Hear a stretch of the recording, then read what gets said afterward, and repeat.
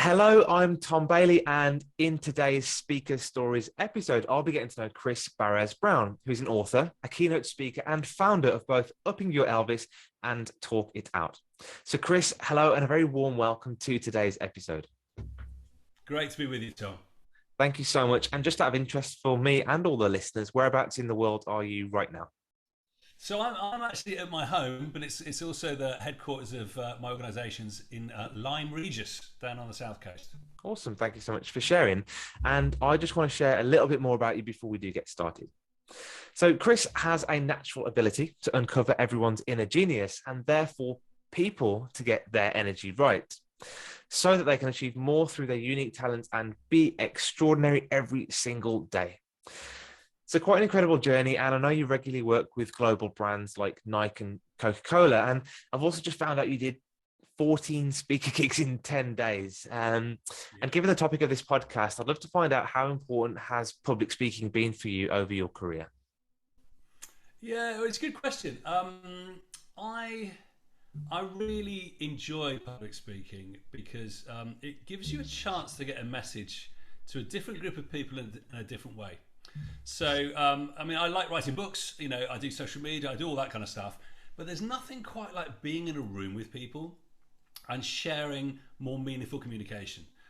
And obviously, we've done quite a lot virtually, which is great, and I've done a lot of that, but actually to share space with large groups of people, there's something energetically quite unique about it. Yeah. And therefore, most of my work actually comes from referral, from word of mouth. And a lot of it actually comes from speaking. People have had an experience of me and they say, you know what, I need that in my business. Let's get it on. So I guess benefits for you, benefits for the audience, but also benefits for those people booking you who can bring some great value to their events and workshops. And you mentioned that difference between, I guess creating content, written content versus being in the room. And there's a massive energy difference. Do you think is it connection? Is it being able to look in people's eyes? What do you think it is for you? Well, look, Tom, I'm a huge hippie. I honestly feel as if, we're all in each other's auras. We're all therefore energetically connected. There is a different bubble of consciousness that happens when you're together. Yeah. And actually, if you learn how to surf that and play with it, everyone benefits because everyone gets elevated in some way energetically. So there's just something about that that's quite unique. And, you see this. Glastonbury's on at the moment, right? Mm-hmm. There is an energy there that's palpable. It's unique. It's really special. It's not something that you will get down the tube on the TV. It's going to be a very different experience. So there's something about being there. And that's something very special about speaking, I think. Yeah, I love that. And I can tell you're so passionate about it. So let's go back to the very beginning then. What's your earliest memory of having to stand up and deliver a presentation? And if you can remember, how did it go? Oh, gosh. Well, I was in the army at 16, so I Yeah. think they made you do that quite a lot at that Yeah. point. We used to have balloon debates and all those sorts of things to basically diminish all your confidence, which was Yeah. the way the army works. It was a character building thing. So there was a fair bit of that. Then I used to run Carling Black Label, and I had to do quite a lot of presentations, a lot to the media, to the press, etc. And I just kind of got into it, just because there's something about communicating with people in a meaningful way that just feels good. So what I learned very early on was I wasn't very good at doing scripted performance. Right, so that's just not me, Tom. So as soon as I learned that actually when I was freewheeling I did better, I started to embrace it. So Good. if you ever see me speak, there'll be very few charts. If they are, they're all pictures or maybe a word. And the fewer the charts, the more freedom I've got to go with the flow of what's in the room. And I think I learned that relatively early on. So, admittedly, everyone I think has disasters, don't they? Yeah. In their career, Yeah. where they get things wrong. They tell a joke that doesn't land.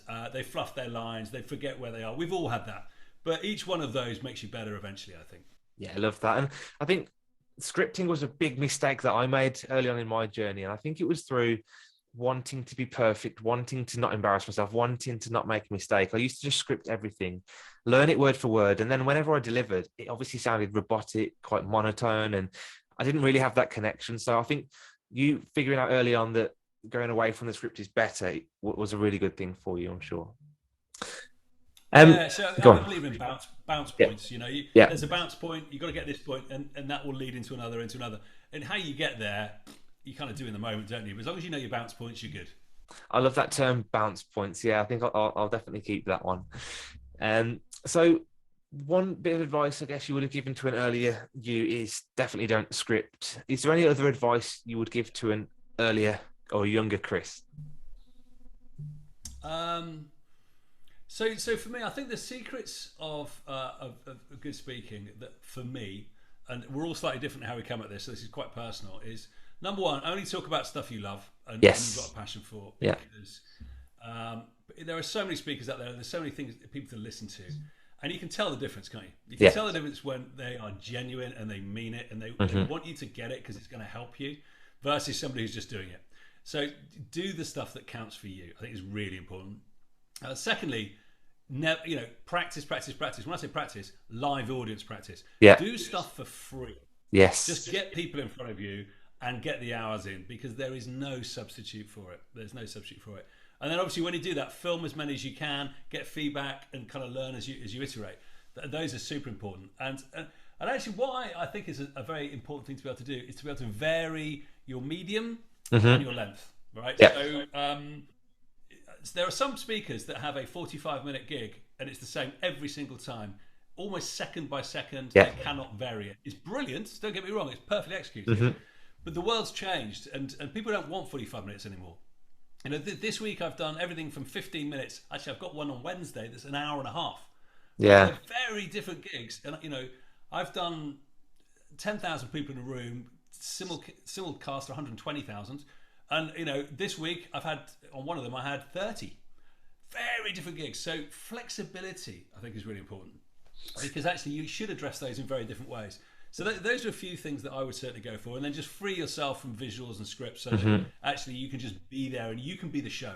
Because I want to hear Tom. I want to hear about Tom. I don't want to. I don't want all this puffery around you. Do you know what I mean? Yeah, I understand. And I think being able to flex and being able to go from a 15-minute to a 3-hour talk, I guess the bounce points is what will help you do that. And just knowing those key points you want to talk about, and then you can add in the stories, the flavour, expand on them depending on how long you've got.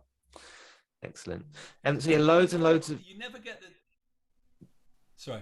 Yeah. I was just going to say you never get the time that they set, right? So yes, like 4 of my gigs in the last week, they've said you've got an hour or 45 minutes, and I've lost a third of it. Yeah. So you need to be able to flex as well, don't you? That's the point. Absolutely. So you've given loads and loads of advice there to people, I guess, just starting out on their journey, wanting to figure out how to get into this world. What about at the other end? What about those people that have been speaking for a little while? They're starting to build up their confidence and they're starting to think, how can I actually get paid to do this? What's that tipping point from doing free gigs to actually getting paid to speak? It's just confidence, Tom. Yeah. That's all it is. What you have to do is you have to say, and here is my fee. Yes. Simple as that. And most people have got this abject horror of doing that because they think that they'll be found out, that they're not good enough, they don't deserve it. You know, people deserve it, you deserve it. You've got to get that money out there. And for me, it's really interesting. When I have worked for free in the past, and I've done quite a lot of it, I've done it quite a lot for the charitable sector. It's really interesting. People don't show up because they haven't invested in it. Yes. You know, and it's very easy, you know, for the audience not to turn up, or if they do turn up, they're not engaged and not committed. When people pay more for me, I get a very serious audience that wants some value. Yeah. I like that, to be honest. Yeah. I want people to show up and get value. So interestingly, charging often means I get a better gig. Got it. Yeah. And, you know, and they're there doing the AV with you properly at the beginning, Yeah. making sure you got what you need, because Yeah. they know if they don't, they're not getting their money's worth. Yeah. So it changes the whole relationship. It also changes the relationship for me, because if I'm being paid, I'm going to be on point, right? So absolutely. Yeah. And I'm going to make sure that they get their value. So it's a mind game. You know, a lot of people don't charge because they just go, oh, I'm not good enough. You know, I can't charge that. Somebody else charges that. They're really good. Rubbish. Get out there. Yeah. Charge the money. See what happens. And I think one key point you mentioned there is them getting value. So as long as the audience are getting value and there's content that they can take away and they can learn something from, they can implement, and it's worth something, isn't it? So that's something else to really think about. Yeah. How do I add some value? And look, one of the things that I've done, and I'm quite strong on this. So I've spent 20 years speaking, and anyone can entertain. Right? It's simple. We can all tell some stories. We can all make them laugh. You know. We can hopefully make them go, oh, that's made me think differently. But how many people can change behavior? Yeah. Now, for me, I want something to change as a result. I don't want somebody just to go, "Oh, that was funny," or that was entertaining, or that was engaging. I want something to change at the end. So my question would be, if you want to be a good speaker, yes, you need to be engaging, you need to be compelling, but you need to have people's attention. But what is it that you do that's unique to you that means something will change? Yeah. Yeah. Yeah. And one thing that I've got is I've got some stuff that comes after my speech that locks it in. There are things that happen afterwards. It's like a sustainability package that means Love that it. everyone that's listened to me, if they want to, can go to that, get support on making sure that something happens afterwards. Because for me, life's too short just to entertain. Yeah, yeah, and I guess that's also the power of public speaking is if you were trying to work with people one to one over and over again, your impact is limited. Whereas if you can speak in front of 100, 120,000 people online, like you just mentioned, and you can change lives, think of that ripple effect that you're having out there in the world. So it's so powerful as a public speaker. Quite a topical question. Given the 2019 global pandemic pretty much wiped out in-person stage speaking, what did you do to transition during that period, and kind of what did you learn during that period? Yeah, so funnily enough, in March 2020, I had my biggest series of live events booked I've ever had, and they all started in March. Yeah, and literally overnight, they all got turned off. all gone. All gone, and actually, there's some pain involved in that. But you know what? I really got an advantage from having some time and space to think about who we were and where we were going. I launched a new business in that time because I had some time to think. We actually turned our clients onto digital quite quickly. So I would say we had 3 months before we got really good programs on digital. Yep. Or we had all of them on within 6 months. Yeah, great. And we were back to pace.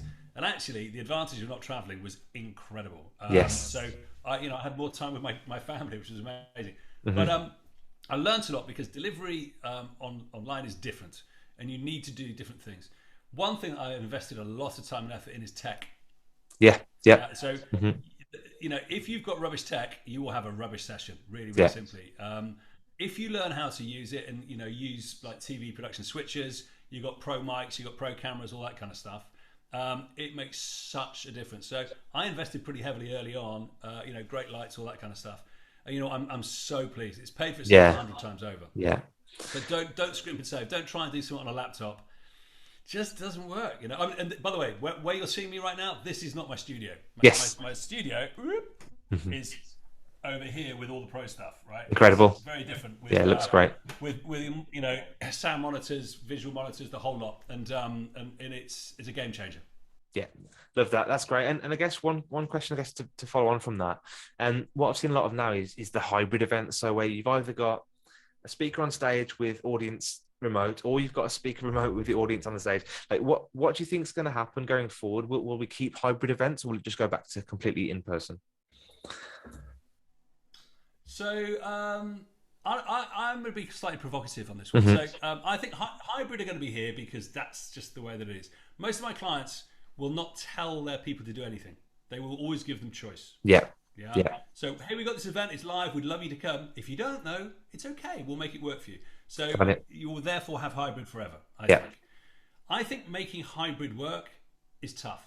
It is. If you think you need good tech just to do a virtual event, you need amazing tech to do hybrid, right? Because if you want people to be equally represented, they need to have a visual representation of themselves there.